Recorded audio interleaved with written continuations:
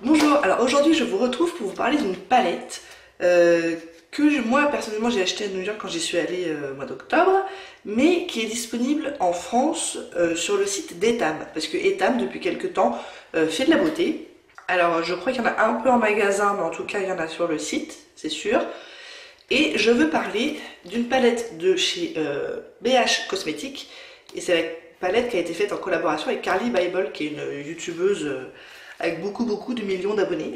Et donc cette palette est disponible sur le site d'Etam Beauté, je vous mettrai le lien en barre d'infos. Je ne sais pas si on peut la trouver en magasin, très franchement j'en sais rien, donc si quelqu'un l'a déjà vue en magasin, dites-le nous en commentaire, ça m'intéresse beaucoup. Elle vaut 22,90 €, ce qui n'est quand même pas énorme, qui est franchement raisonnable. Alors BH Cosmetics est une marque qui est connue pour ses prix abordables, hein. En l'occurrence, il a quand même 21 teintes, donc 15 fards à paupières et 6 highlighters. Donc tout ça pour 22,90 €, je trouve ça très raisonnable, il n'y a aucun souci au niveau du prix. Et je vais vous en parler un petit peu plus longuement, mais la qualité est vraiment pas mal aussi.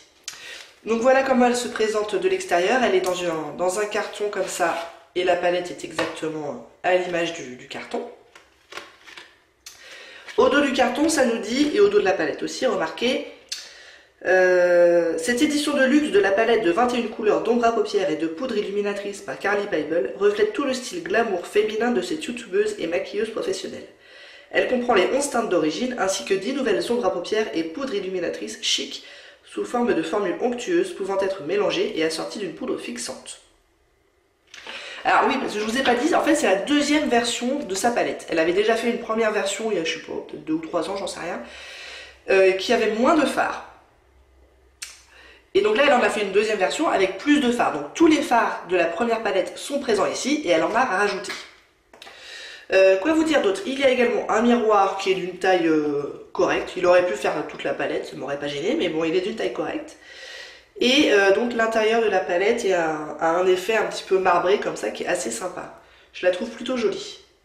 Sur le site, ils nous disent qu'on peut utiliser les fards secs ou humidifiés. Moi, j'ai pas encore essayé de les utiliser humidifiés parce que la pigmentation sec me convient très bien. Mais voilà. Par contre, ils le disent pas sur la palette, alors je sais pas trop. J'ai toujours peur d'un peu abîmer les fards en les humidifiant. Mais... sur le haut de la palette, il y a une petite maxime Aspire to Inspire, qui veut dire aspirer à inspirer les autres. Parce que c'est quelqu'un, Carly Bible, qui aime beaucoup comme ça les maximes de développement personnel, ce genre de choses. Bref. Donc voici les fards. Donc vous voyez qu'il y a une rangée de teintes assez chaudes, une rangée de teintes plus dans les mauves et une rangée de teintes plutôt neutres. Avec un bon assortiment, je trouve, de mat et d'irisé. Ensuite, il y a 6 highlighters qui vont pouvoir convenir pour le coup à toutes les carnations parce qu'il y a du très clair au très foncé avec un petit peu de choses entre les deux. Donc évidemment, moi je peux pas me servir de tout en highlighter. Je peux me servir de celui-là en highlighter, de celui-là pourquoi pas cet été, celui-là pourquoi pas, ça tient un peu sur le lilas donc faut voir, je m'en suis pas encore servi, et celui-là même il est trop clair pour moi et c'est vraiment très blanc quoi. Mais évidemment ce dont on ne se sert pas en highlighter on peut tout à fait s'en servir en ombre à paupières, ça ne pose aucun problème.